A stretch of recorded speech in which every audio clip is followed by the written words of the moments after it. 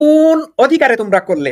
Army police যদি তোমাদেরকে protection দিয়ে সমাবেশ করাতে হয়, তোমাদেরকে প্রোটেকশন দিয়ে পালাতে সাহায্য করে, তাহলে বাংলাদেশের অন্যান্য রাজনৈতিক দলগুলো কি অপরাধ করলো? তারাও তো আর্মির নিরাপত্তা পাওয়া, আর্মি বা পুলিশের নিরাপত্তা পাওয়ার অধিকার রাখে। তো এদের অবস্থা দেখে মনে হয়েছে এদের প্রতি আর্মি এবং পুলিশের বিশেষ নিরাপত্তা দেওয়াটা দেখে মনে হয়েছে যে এরা ইউনূসের উপদেষ্টা মণ্ডলীর কোন উপদেষ্টা বা বাংলাদেশ সরকারের তারা অংশীজন, এরকমই মনে হয়েছে। পুলিশ আর্মি তো বাংলাদেশের মানে সরকারে যারা আছে তাদেরকেই প্রোটেকশন দেয়, এটা দিতে বাধ্য। ঠিক আছে, তাদের সেফটি এন্ড সিকিউরিটি মেনটেন করতে হয়, নিরাপত্তা দিতে হয়। এনসিপি কে কেন নিরাপত্তা দিতে হবে? তারা না রাজনৈতিক দল? তাহলে তো পুলিশ আর্মির বাংলাদেশের অন্যান্য রাজনৈতিক দলগুলোরও নিরাপত্তা দিতে হবে।